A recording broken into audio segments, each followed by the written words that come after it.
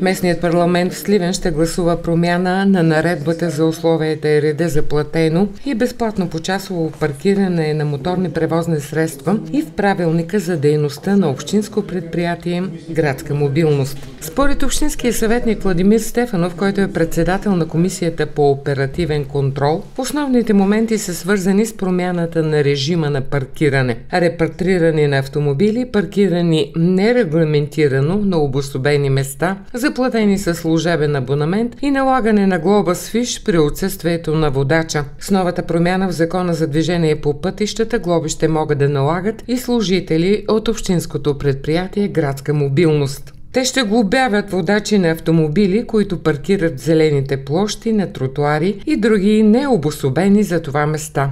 С промяната в наредбата се забранява още паркирането на автомобили на места с зарядни станции, които са предназначени за електромобили. А паркингите, публична общинска собственост, вече ще могат да се предоставят на градската мобилност със заповед на кмета на общината.